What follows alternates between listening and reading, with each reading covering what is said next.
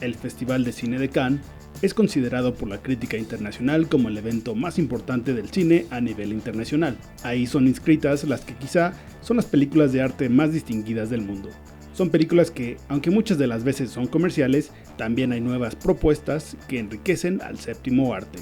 A propósito de la edición 72 del Festival de Cannes, decidimos hacer un recuento de 8 de nuestras películas favoritas que ganaron la Palma de Oro, que es el máximo reconocimiento del festival, pero que fueron olvidadas por los premios Oscar. Viridiana, de 1961. Reunidos para la última cena, tragando como desesperados, burlándose unos de otros, retratados por la vagina de una indigente tan alejada de las buenas costumbres como de la virginidad, montado sobre un cuadro que quedará para la posteridad de la humanidad, capaz de obtenerse únicamente de la genialidad del director Luis Buñuel. El que una escena así exista es tan apasionante como la filmación de Viridiana, una prueba de que los días en que Dios decide relajarse y mostrarnos un relato sobre la pérdida de la inocencia, a través de los ojos de una novicia pura, quien sale del convento para visitar a su tío, quien al verla le dice que le recuerda a su difunta esposa, cuando en realidad deja claro que el deseo de poseerla corre por su sangre.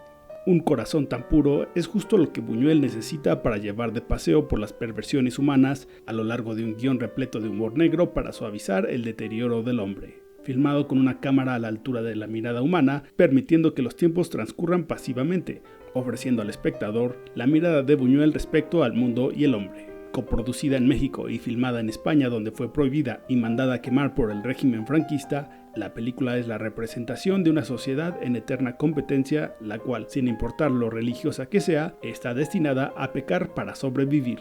Buñuel muestra su desilusión ante la sociedad. Viridiana fue la última película que se proyectó en el Festival de Cine de Cannes en 1961. El revuelo que causó fue tal que los jueces, quienes ya tenían decididos los premios, volvieron a juntarse y decidir otorgar a Viridiana la Palma de Oro. En la entrega de la Academia, ganó como mejor película extranjera Through a Glass Darkly de Ingmar Bergman, y la película mexicana que participó fue Ánimas Trujano de Ismael Rodríguez. Pulp Fiction, de 1994. Después de ganarse fama en los circuitos independientes con su película de Perros de Reserva, Quentin Tarantino decidió expandir su universo de crimen organizado en las soleadas calles de Los Ángeles, donde el humor negro va de la mano con la violencia de los personajes. Contada en 3 historias independientes en las que sus personajes se intercalan entre ellas sin seguir un orden cronológico, fue un aire fresco en el cine, que además de entretener, hacía pensar a los espectadores al tener que armar las líneas de tiempo en su cabeza. Todo ello aterrizado con diálogos inteligentes, pero sin ser presuntuosos. Sus personajes hablan y se expresan como lo haría cualquier persona común en dichas situaciones. Su primera proyección en Cannes, donde ganó la Palma de Oro, hizo que la expectativa por la película aumentara en el resto del mundo, recibiendo de esa forma mucha publicidad, y cambiando para siempre cómo se estrenarían las películas independientes de ahí en adelante.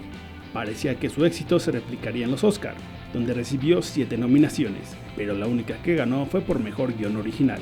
La cinta que le ganó en casi todas las categorías fue Forrest Gump.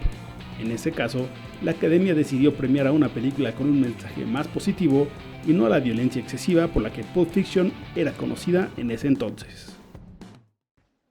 All That Jazz, de 1980.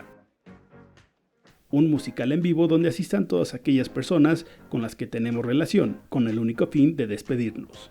No suena mal, pero el morbo aumenta cuando esa vida estuvo repleta de excesos donde el alcohol, drogas y sexo compiten contra las mentiras, decepciones e infidelidades por tener el primer lugar. Así es como Bob Fosse decide filmar All That Jazz en una mezcla entre musical y documental, cargada con una brutal dosis de sinceridad. Es la historia de Joe Gideon, un coreógrafo y director interpretado por el magnífico Roy Schneider, que batalla contra los impedimentos por montar su musical en el teatro a la par de tener encima a los productores del filme que dirige. Fosse siempre fue un coreógrafo que tenía a la provocación, al paroxismo de la sensualidad en el cuerpo y los movimientos de sus artistas. Justo su trabajo es defender un número tan sexual y cargado de erotismo que los productores se niegan a incluir. Es una lucha entre la libertad y el pragmatismo. All That Jazz es un ejemplo de autodeterminación, voluntad e independencia, que la Academia de Hollywood decidió no reconocer por completo, De sus 9 nominaciones, ganó 4 por edición, vestuario, diseño de arte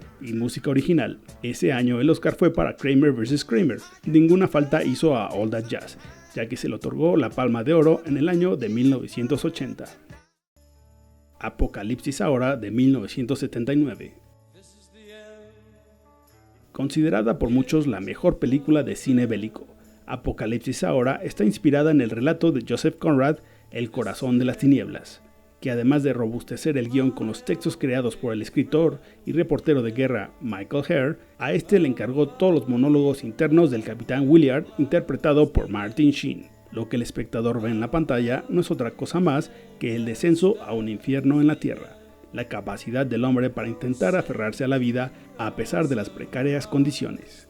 La película se filmó en 2 años, entre otras cosas por causa de un reparto conflictivo que inició Martin Sheen y su alcoholismo, reemplazando a Harvey Keitel, quien fue despedido por incompetente a ojos del director, sumado a un consagrado Marlon Brando, mismo que se presentó al rodaje con un sobrepeso de 40 kilos, prohibiendo que lo tomaran de cuerpo completo y negándose a compartir escenas con Dennis Hopper, a quien poco le importó mientras tuviera la oportunidad de seguir con sus excesivas fiestas de alcohol, droga y sexo fuera de filmación.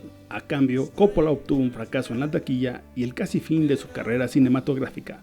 Obtuvo 8 nominaciones al Oscar, pero solo ganó por mejor sonido y cinematografía. Fue el mismo año que ganó Kramer vs. Kramer, pero obtuvo la Palma de Oro en Cannes un año antes, en 1979.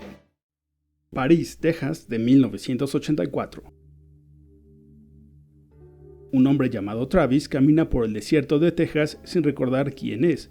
Su hermano lo busca e intenta que recuerde cómo era su vida 4 años antes, cuando abandonó a Jane, su mujer, y a su hijo. A medida que va recuperando la memoria y se relaciona con personas de su pasado, se plantea la necesidad de rehacer su vida. Para el director del filme, Wim Wenders, la historia de París, Texas, trata del ensueño tras el despertar. Es el verdadero retrato de la vida en Estados Unidos, esa que tanto se han esforzado por vender como perfecta. Es el fracaso de la familia, donde las únicas nociones de alegría que otorgan son las poses fijas de fotografías sacadas de una cabina automática, retratando lo que suponemos fueron tiempos mejores. Como si no fuera suficiente con desnudar el ideal de la familia, nos abre las puertas del Peep Show donde Jane trabaja. La película es tan lenta como dolorosa. Ningún personaje se libra de que Wenders nos muestre lo vacío de estos individuos que con el paso de los minutos es indudable que hagamos nuestros. A pesar de su enorme técnica y calidad cinematográfica, la Academia decidió no nominarla a ningún Oscar. Afortunadamente el reconocimiento llegó del lado de los europeos, quienes le otorgaron la Palma de Oro en 1984. Blow Up, de 1966. Película británica que fue dirigida por el italiano Michelangelo Antonioni.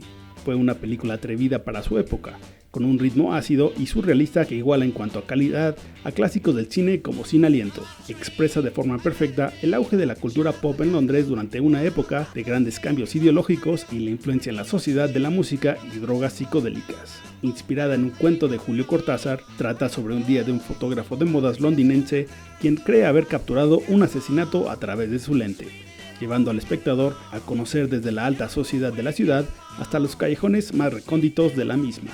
Estuvo nominada únicamente a Mejor Director y Mejor Guión Original en los premios Oscar de 1967, perdiendo en ambas categorías, pero su legado se mantiene como una de las películas británicas más influyentes de la historia. Fahrenheit 9/11 de 2004.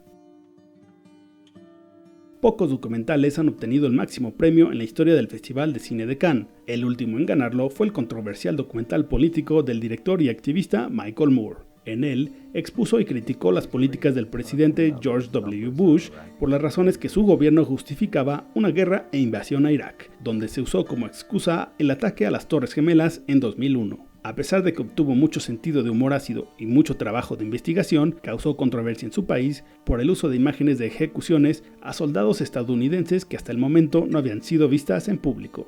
El director ya había causado polémica al politizar su discurso un año antes en los premios Oscar al ganar Mejor Documental por Bowling for Columbine, así que fue olvidado por completo en las nominaciones para Fahrenheit 9/11. Sin embargo, cuando la película fue proyectada en Cannes, recibió una ovación de 20 minutos cuando concluyó, algo que no fue bien visto por la crítica de su país.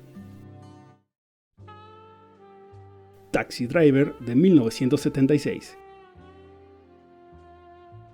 Quizá el caso que más llama la atención es el de Taxi Driver. Justo cuando en los Estados Unidos se vivía una época de depresión posguerra de Vietnam, llegó una película con un antihéroe que estaba adelantada a su época. Travis Bickle es un veterano que busca encontrarle sentido a su vida en las infernales y caóticas calles nocturnas de Nueva York, hasta que decide rescatar a una niña que está siendo prostituida tomando las medidas que sean necesarias. Con un presupuesto bajo y con un guión sólido, Martin Scorsese creó lo que es ahora considerada como una de las mejores películas de toda la historia.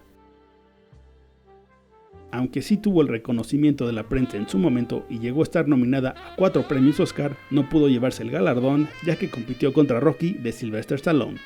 La Academia decidió premiar a una película que, aunque también tenía espíritu independiente, contaba una historia más positiva e inspiradora, además de que había sido un éxito en taquilla. Estas fueron solo algunas de nuestras películas favoritas que ganaron en Cannes. Ya veremos si las próximas ganadoras tienen su mismo destino.